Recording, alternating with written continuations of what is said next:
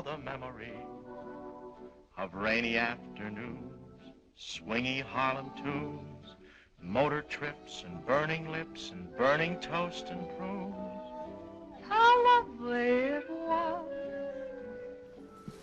Thanks for the memory of candlelight and wine, castles on the Rhine, and moments on the Hudson River line. Just the last name of the day. How lovely it was. First name and two. Okay, and we are down to our last speaker. Give you guys a hand for sticking it out and going through 40 hours of continuous education on geriatrics. 39 hours, yeah. Anyway. So what you're looking at here, look around you, these are the hardcore learners. These guys want to learn. They're soaking everyththing up. What's the price? There's a price. Oh yeah, for staying late and staying until the last speaker, there's going to be a drawing. The winner will receive the leftover donuts from this morning. They're actually from yesterday. Yes, no. Don't tell them that. That song?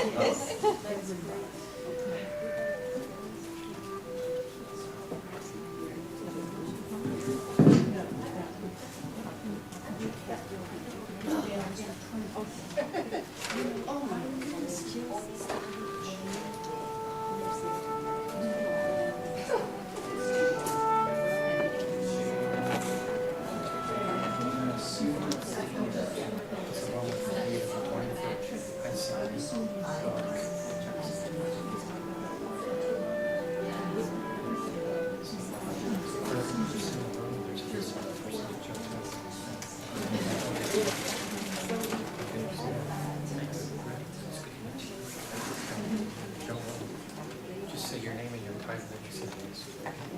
Okay, ladies and gentlemen, our last speaker is Sandi Stanford, and she's going to be giving a talk on breast cancer and aging. So please welcome Sandi Stanford.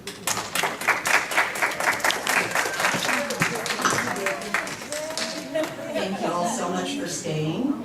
I know I'm the last speaker, and so I'll try and go fast. And if you all have questions, I actually brought some breast models. And so afterwards, if y'all want to feel them or feel what a lump feels like, I'll have them in the back for you. So what is breast cancer information? Breast cancer is the second leading cause of deaths in the U.S., the first, of course, being lung cancer. So breast cancer incidence rates for women have increased about 2% since 1980, but have leveled off in the last few years. And part of the reason is an increase in mammography, because most women now know October is Breast Health Awareness Month, and if you don't, you've been living in the jungles of Brazil or somewhere, because I think it's on every street corner, every mailbox, everywhere that you go. So it's been because of women with an increase receiving this information and have gotten mammography more than they have in the past. There's an increase in awareness of women. Women are no longer hiding their head in the sand, but they're saying, I feel something's wrong, I want to go have it checked out. And younger women doing breast self-exams. The majority of a lot of the younger women that are now being diagnosed with breast cancer are in their 20s, 30s, and early 40s. And it's really sad that that is on the rise. The development of breast cancer in older women is going down, but in younger women is going up. So there are clinical trials to try and find out why. We think a lot of it probably has to do with the environment, with what we eat, what we put in our bodies, that we don't exercise like we used to. So we just don't know, but there are clinical trials right now trying to figure that one out. So in 2014, there were probably approximately 214,000 new cases of breast cancer in the United States. 1% of those will be men. Men do get breast cancer because they also have breast tissue. Also, a lot of the men The majority of men who get breast cancer have a family history, or they carry one of the genetic mutations on their BRCA1 or 2 gene or the PALB2 gene. So if they have that mutation, then they'll either be a carrier of the mutation and maybe 50% hand it down to one of their children, or they may develop breast cancer themselves. So I'm a 20-year survivor. I have a male cousin who's a 22-year survivor, so it runs in our family, but we do not have the BRCA mutation. So in Texas alone, we'll have about 14,000 women who will be diagnosed. In Bexar County, about 930 new cases will be diagnosed. So there'll probably still be, we've been averaging about 40,000 deaths from breast cancer per year for the last 20 years. It's stayed right around there. Some years it's 42,000, some years it's 39,000, but it's averaged still 40,000 per year. And that is because of metastatic breast cancer. Once it develops and goes into other parts of your body, your chances are a lot slimmer than if it's caught early. So in Texas, about 2,600 deaths, and in Bexar County, about 180 deaths. So white women, Caucasians, and Hispanics have a higher rate of breast cancer than African American women overall. However, the death rate of African American women is higher than in white and Hispanic women. African American women are more likely to be diagnosed at a later stage and with more aggressive cancers. Many of the cancers that the African American women have are called triple negative, which means it's not fed by estrogen, it's not fed by progesterone, and the HER2 protein is negative. So if you receive your chemotherapy early, there's a very good chance that you will live to a ripe old age. If you don't, then there's a chance you will not. However, the treatments and the drugs that are coming out now are fantastic, and women are living longer and longer and longer. And in many cases, breast cancer now is considered, especially breast cancer once it's gone to the bone, is considered more of a disease like diabetes. It's just something that you live with and that you take drugs for either every day, every week, or every month. So it's just one of those diseases. Another reason why African American women normally get diagnosed later is because they don't go to have mammograms like Caucasian and Hispanic women. And it's taken a long time for the Hispanic women to catch up with the Caucasian women, but they are now caught up. But for African American women, they still prefer to take care of their family, their households, prior to taking care of themselves. So we need to get that changed so that when African American women will go get their mammograms like they should and know their risks like they should also. And right now, a lot of them do not. So what are your primary risks of developing breast cancer? It's growing older and being female. So if y'all have any magic pill that can stop that or change that, I will be likely to invest in it with a lot of money. So there's nothing we can do about our #1 risk of developing breast cancer. It's growing older, being female. Having high hormone levels for a longer period of time in your body. Estrogen promotes the growth of about 2/3 of all breast cancers. So this includes taking HRT, being tall, and I know that sounds silly, but just like with heart disease, if you're tall, you have a higher risk of heart disease because your body is pumping faster and longer, and the estrogen is going and staying in your body longer than if you're short. One of the advantages of being vertically challenged. So if you have a family history, 5 to 10% of breast cancer accounts for inherited mutations.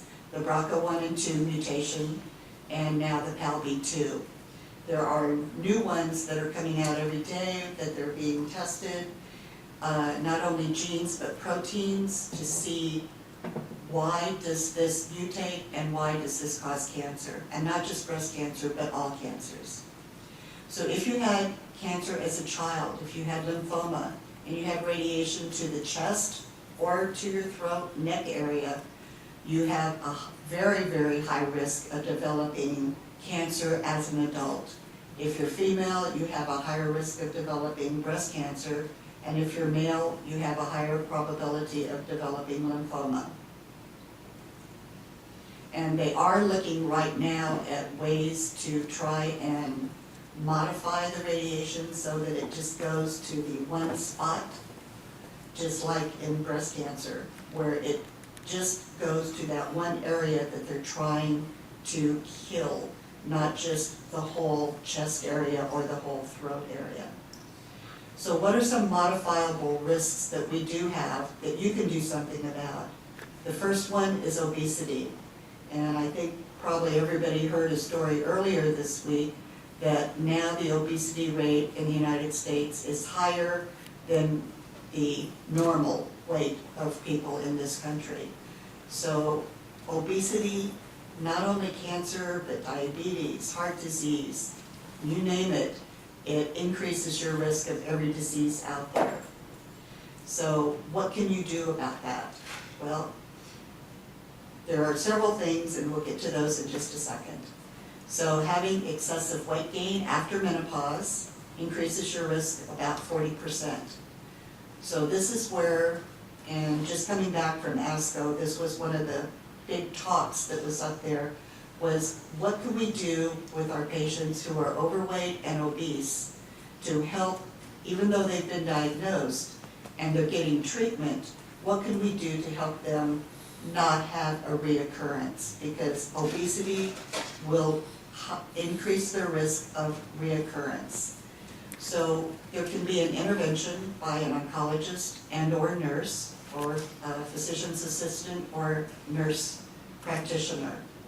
So any of those. So what you want to do, and what they told the oncologist would be the best thing to do would be have a discussion with your patient. So let the patient know that as little as losing 3% of their body weight can really help them overall with their overall health. So to encourage them to try and lose weight. So if there are several questions, the 5 A's, that you want to do with your patients. So first, you want to ask them, have they tried weight loss in the past? If they have, were they successful and then they gained weight back? Or what caused them to gain the weight back? If they weren't successful, why do they think they weren't successful? The next is to advise them, you know, you really do need to lose weight, not only for your health, but for the health of your family as well. Because we want you to be around to take care of your children and grandchildren and great-grandchildren. We don't want you to be in the ground because you would not lose the weight.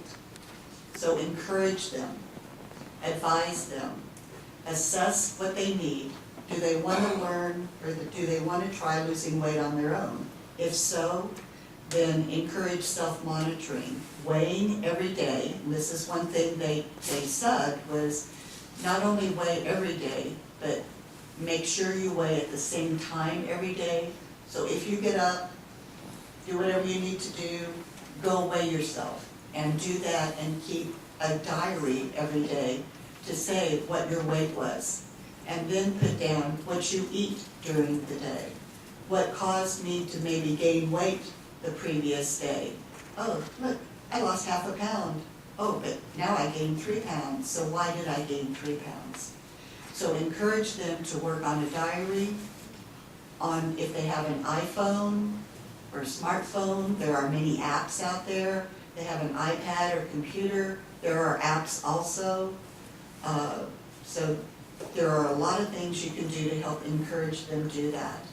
You can assist them if they want help by referring them to a nutritionist.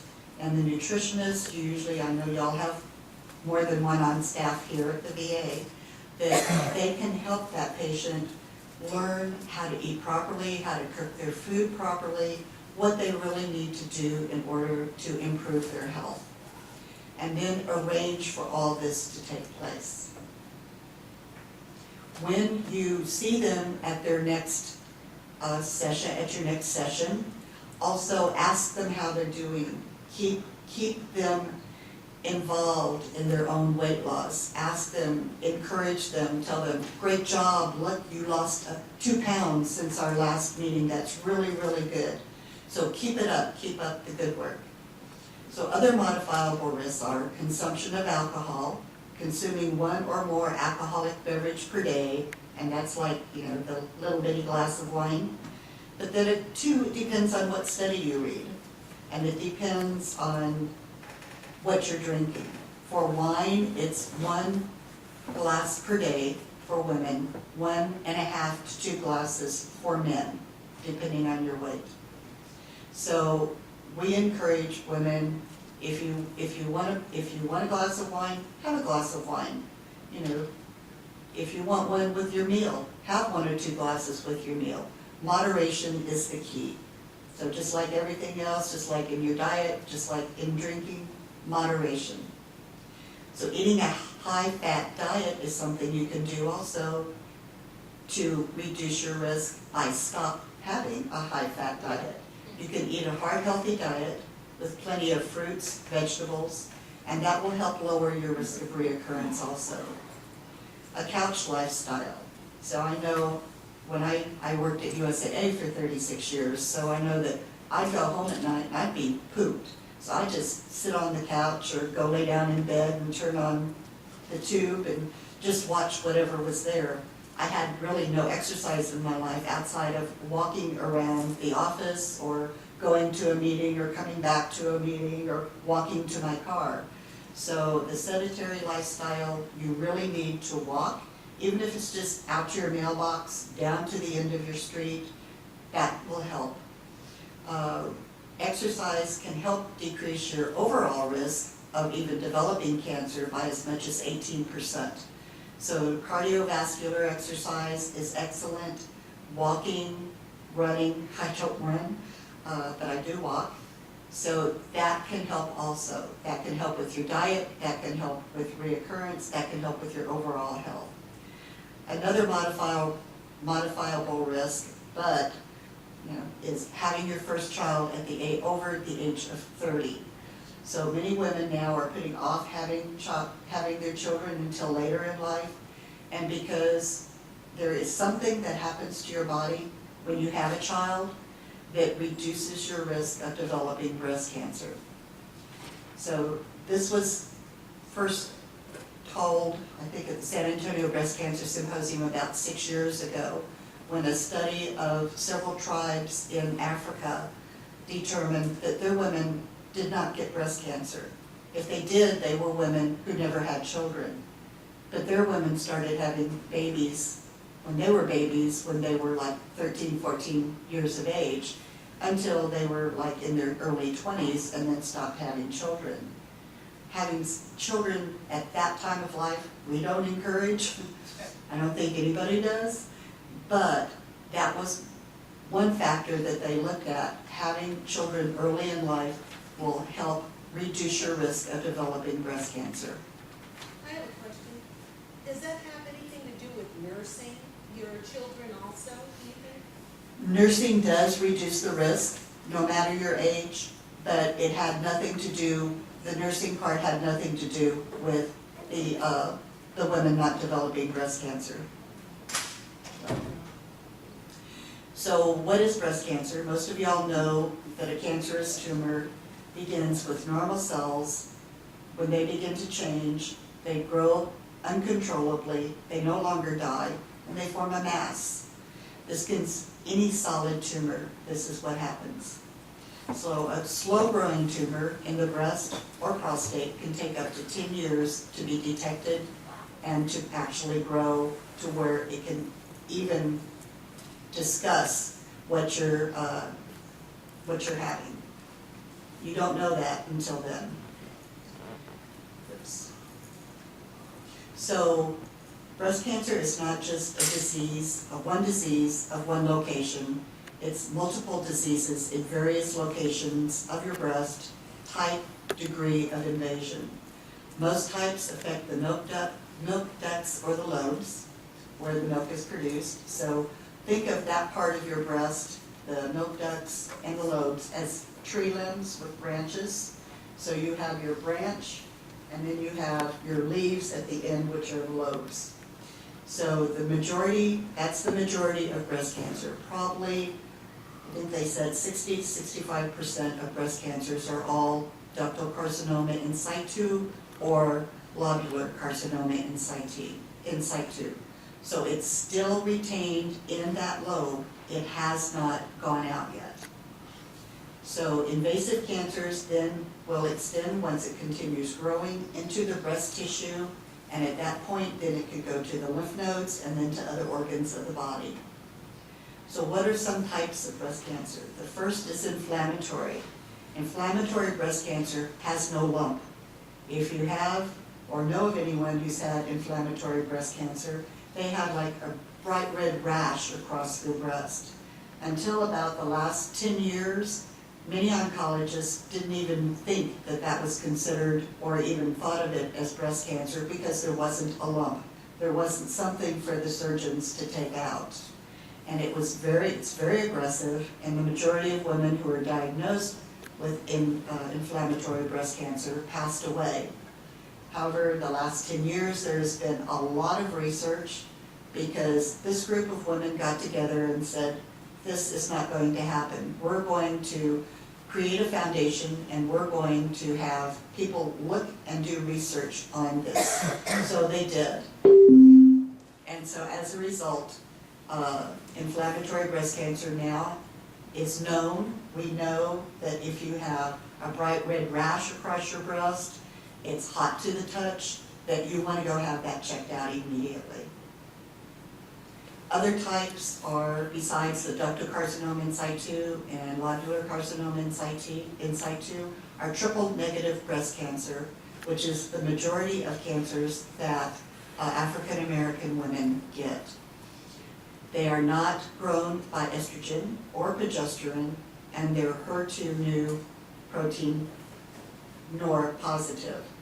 So the other one is HER2 positive, which means that there is something in one of your proteins that allows the cancer to spread and to grow and to really get a hold on your body. In the last 15, 16 years, the one major drug for the HER2 new positive patient that has saved hundreds of thousands of lives is called Herceptin. It was developed as an innovative idea through the Department of Defense Breast Cancer Research Program because it was declined by NIH. So without the DoD, without that research, women would still be dying because this drug would not have been available to them. Since that time, there are now 3 other drugs for HER2 positive women that are saving lives daily. So what are the stages of breast cancer? You're going from stage 0, which is very early growing. It's still either in the duct, or there's something where the radiologist can see that there's a tumor forming, but they don't know whether this is going to remain a solid tumor and grow, or whether it's just going to stop and not turn into anything. So recently, if you're stage 0, what they've been talking about is the current trials are showing that this is a watch and wait situation. So stage 0 means you may have another mammogram in 6 months. If you have dense breasts, you may have an MRI or a 3D mammogram every 6 months rather than the mammogram itself. Stage 1, the tumor is still inside the duct. However, it is a solid mass, and it can be, through biopsy, said, yes, this is breast cancer.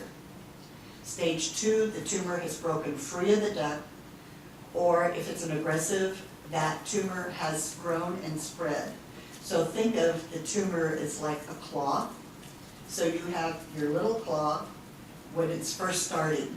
As it grows and gets bigger, it opens up and it pulls in more normal tissue and turns that into cancerous tissue.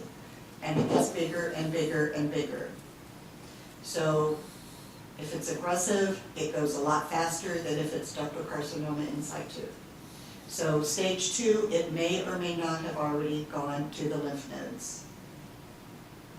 Stage 3, the tumor has infiltrated into other parts of the breast and spread to the lymph nodes and possibly to other organs.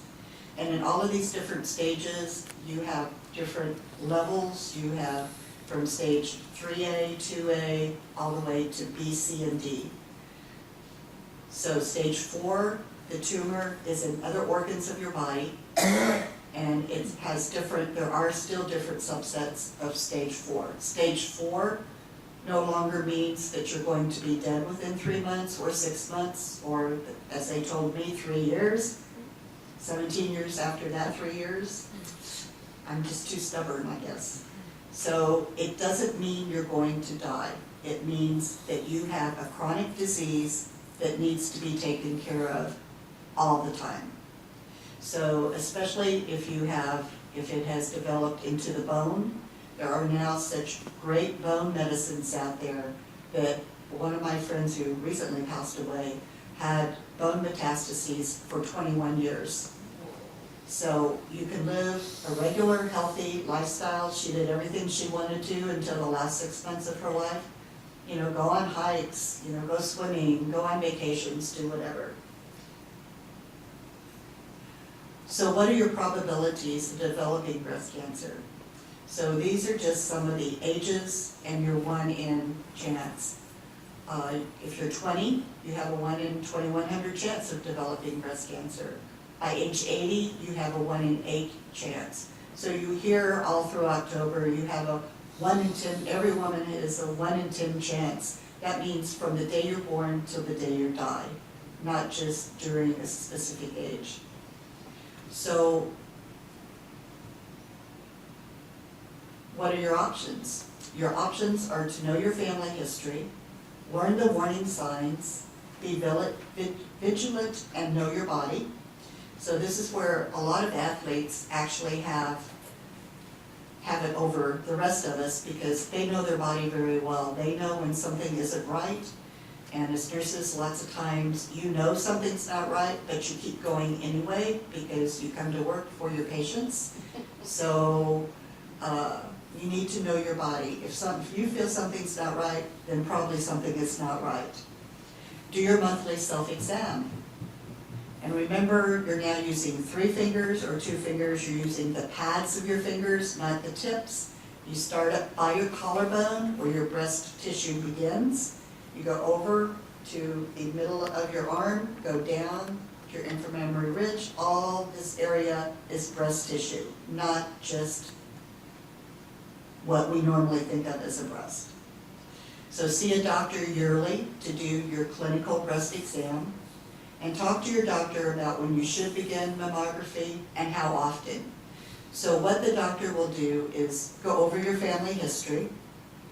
He'll ask, you know, have you had any signs of breast cancer? Have you had a biopsy in the past? If you have, then you're probably already getting mammograms starting at age 35 or 40. If not, now the U.S. Preventative Task Force, and they're just getting ready to come out with new guidelines, which most people are not going to be happy with, but which have been proven clinically that they're valid. So you want to talk to your doctor about when you do this. Do I start at age 40? Do I start at age 50? If I start at age 40, how often do I have to have a mammogram? Do I do it every year? Do I do it every other year, every 2 years, every 3 years? That is something that you and your doctor need to talk about. It's not something that anybody can tell you, this is right for you or this is not right for you. This is something only you and your doctor should be able to work out. So what are you going to be looking for to be vigilant. You want to look for a hard or soft, distinct single lump that feels different from the surrounding area. And remember to do your self-exam starting at day 5, 6, or 7 after day 1 of your period, because if you do it the week before or the week after, your hormones are going to be going through your body again. And as younger women know, the week prior to your period, your breasts are very sore and tender, and think of your hormones throughout the month as like being on a roller coaster. So you're going up, up, up, up, up, and that right before your period, you're at the very top of the roller coaster, and then you go down that first drop.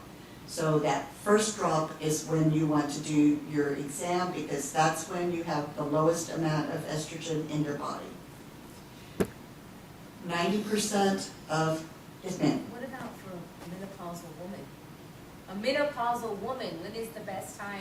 Pick a day of the month and do it the same time every month, because if you drink sodas or a lot of coffee, you may have fibroids, which you can feel and sometimes feel like a cancer, but they generally will move.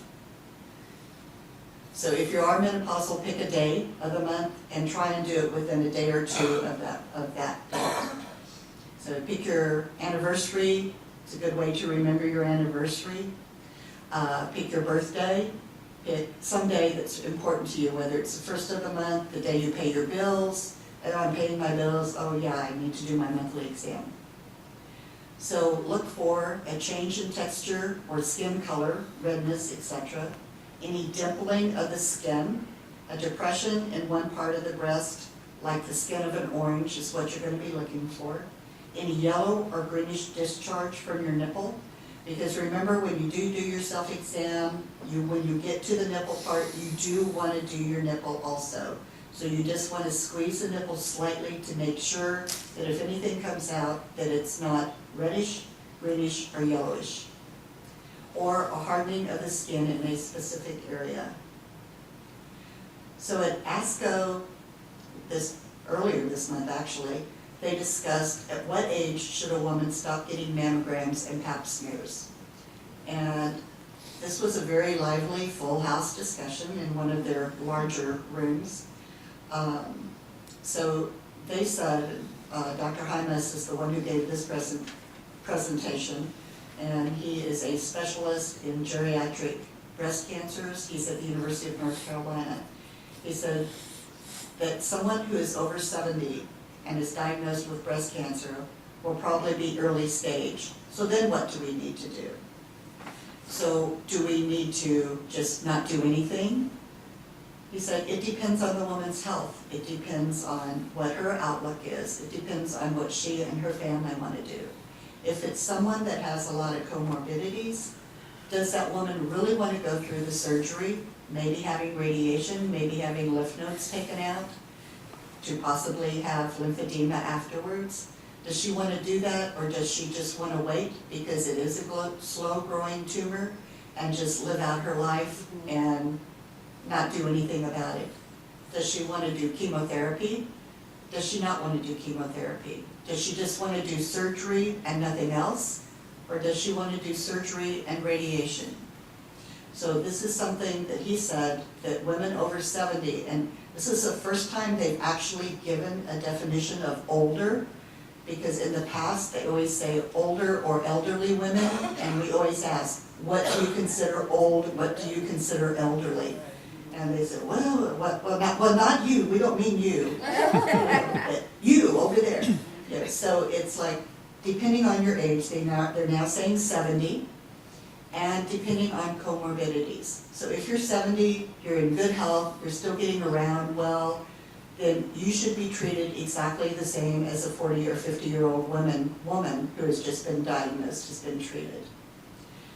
So when should you stop getting mammograms? Well, who knows? That's between you and your doctor. So the new U.S. Preventative Task Force guidelines are, after the age of 70, does a woman really need to have a mammogram? And again, that's between, and they've said, It's between the woman and her doctor, and it depends on the health of the woman also. She has a lot of comorbidities, why bother? If not, then yes, definitely continue to get your mammograms, depending on your health, depending on your family history, depending on your history, and what you want to do as an individual. So it's a personal decision. So if you're older, you receive the diagnosis, what guidelines do you want to look for?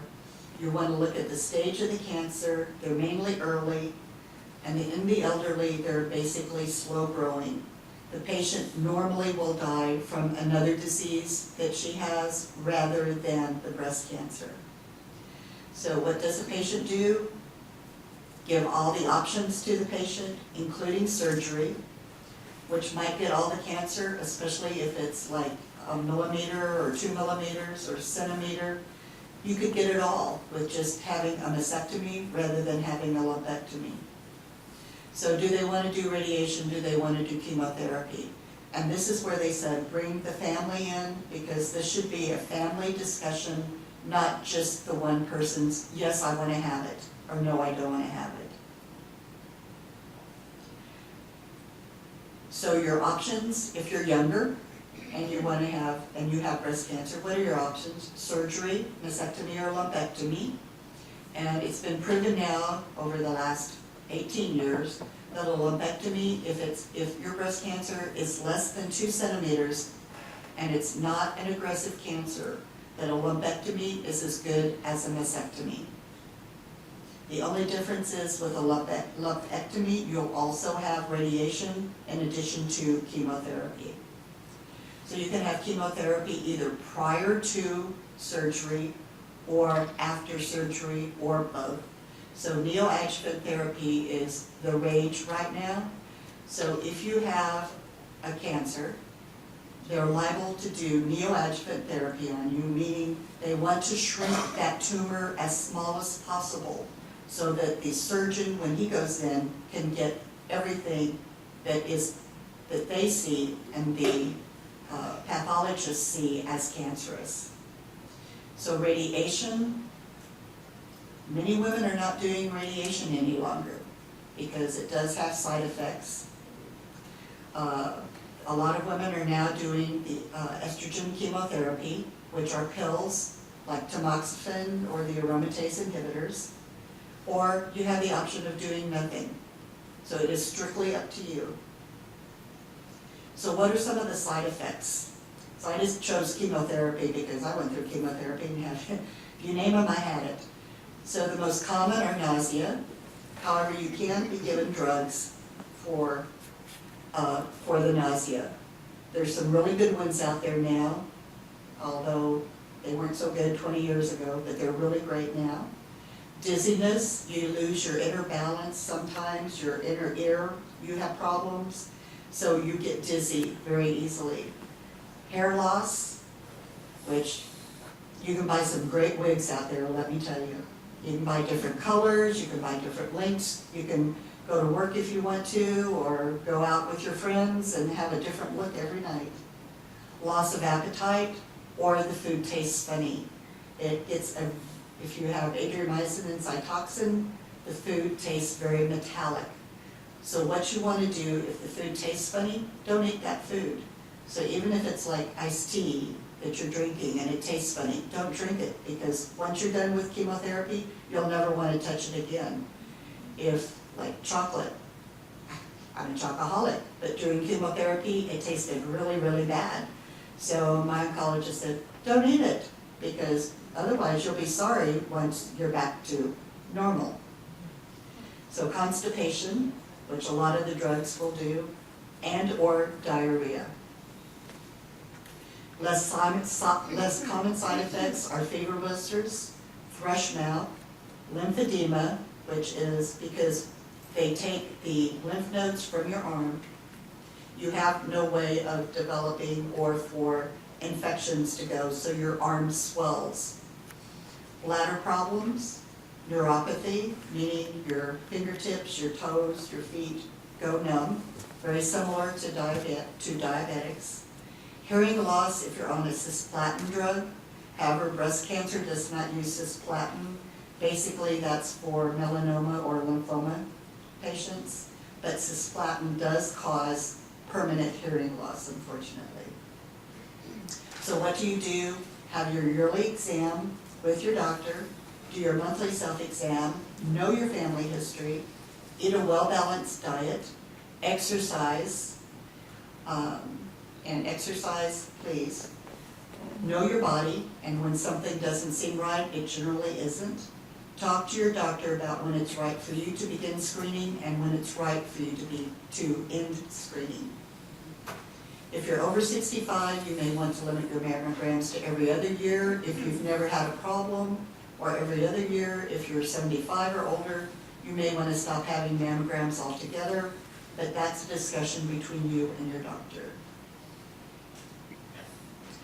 So if you do develop breast cancer, know your options. Get a second opinion if you don't feel comfortable with the initial diagnosis. Keep records, keep a journal so you know how you feel every day, how your emotions are.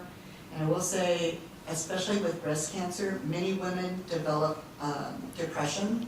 Make sure, and there's some great drugs out there right now for women with breast cancer that develop depression.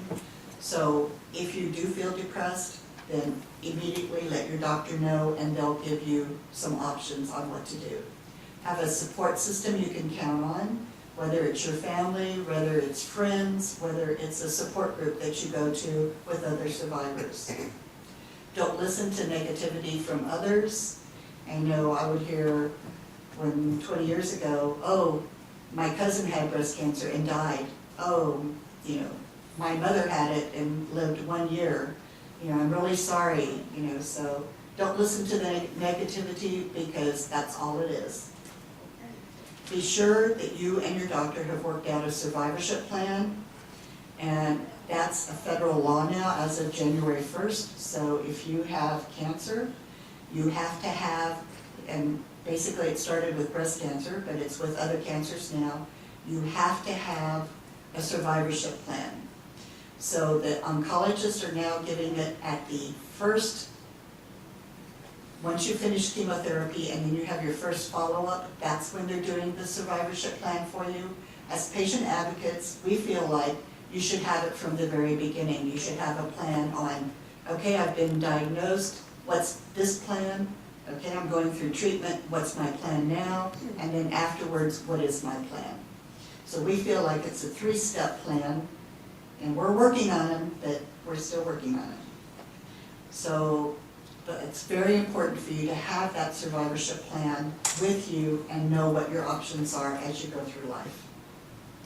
So with this, I'd like to thank Dr. Peter Rabden and Dr. Virginia Kakumani, who went over my slides and made sure everything was correct. The ASCO updates that I received from the American Society of Clinical Oncology, the VA for inviting me, and I'll be happy to answer any questions. And if anybody wants to hear or feel what lumps feel like, I have some breast models in my bag that I'll be glad to pull out and let y'all feel. Yes, ma'am. You didn't mention anything about, You didn't say anything about men in cancer, and I saw a couple of the guys left. Yeah. But they are just as susceptible to getting breast cancer as well. Right, 1%. Yeah, and I'm just wondering, are they the same types of, or is it a different type of breast cancer? Basically, the majority of breast cancer that men get, well, men don't want to talk about it, one. I mean, when you find men who do want to talk about it, it's very rare, although it's becoming more and more out there. And so there have been clinical trials for men with breast cancer. Men normally get estrogen-positive breast cancer. So it's the same type of breast cancer that women get. Exactly the same. You can put the past slides next to each other. They look exactly the same. Pathologists can't tell if it's from a man or from a woman because it's exactly the same. They get the same treatment that women get. If they do have HER2 positive, the majority, I think they said it was like 90-some% of men, it is hormone positive breast cancer, so estrogen positive, and they take the same drugs that we take. Either if they don't do chemotherapy, they do tamoxifen, or they do an aromatase inhibitor. If they're a pilot, they can take tamoxifen while they're flying, but they cannot take an aromatase inhibitor as of yet, because it has not been approved by the FAA. But, so they have limits on what they can do. And women pilots also. If a woman is taking chemotherapy, she normally won't fly, but afterwards, if she is estrogen positive, then she can go ahead, if she's on tamoxifen, take tamoxifen and fly, otherwise she can't. The reason that I asked that, because we had someone in church, we usually have quarterly or every couple of months, we have some type of health. And it was during the pink month, you know, the cancer awareness month, that we had done some information about that. And he checked his breast and he had breast cancer, so he is actually a breast cancer survivor. Yeah. So men, if you got husbands or significant others, you know, that's something that they should also do on a monthly basis too. Yeah, at the beginning, I showed like 1% will be men. So nationwide in the US, it'll be about 2,000 men will be diagnosed, 100 and some in Texas, and about 9 in Bexar County. So, and theirs is the same. Yes, ma'am. You had talked about the size of the tumor and when to decide whether or not to have the lumpectomy versus radiation, or can you go over that a little bit? So, I didn't hear the first part of the question. I was talking about the size of the tumor. Yes. And you had talked about earlier about the lumpectomy and a mastectomy, but generally women are not choosing the radiation. I think that's Right. what you said. And why is that? You said it had side effects, but what are those side It effects? does. Redness, hardening of the skin. If you have radiation, it's very, very difficult to do reconstruction. Not very many plastic surgeons will do reconstruction if you've had radiation, because your skin gets very, very hard, and it's not elastic in order to work with it. So if you have reconstruction and then have the radiation, it's bad for the reconstruction, and the reconstructed breast will not look the same. So a lot of women, if they don't have to have radiation, are not opting for radiation, but doing the neoadjuvant or doing the chemotherapy instead. Did that answer your question? So if it's less than 2 centimeters, then, and a lumpectomy is available, then most women in the past, you just normally got radiation and you just normally got chemotherapy, but that's not the case any longer. So it depends on the type of cancer, it depends on what you want as an individual, because it's your say. Any other questions? If anybody wants to feel, I'll be happy to show, and I know y'all are, it's 5 o'clock, and I know y'all are ready to run out and get in your cars and head home for a fantastic weekend. So I thank you very much for inviting me, and thank you for staying.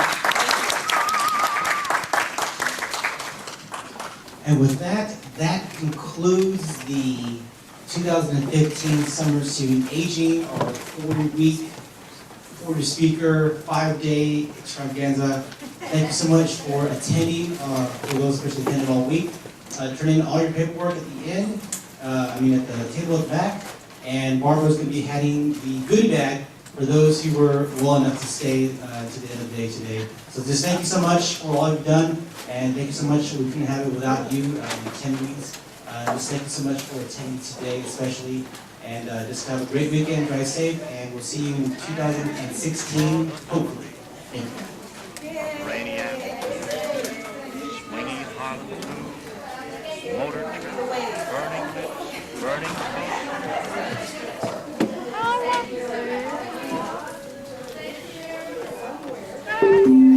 For the memory Sandi. and the light passes on the Rhine, the Parthenon. and moments on the Hudson River line.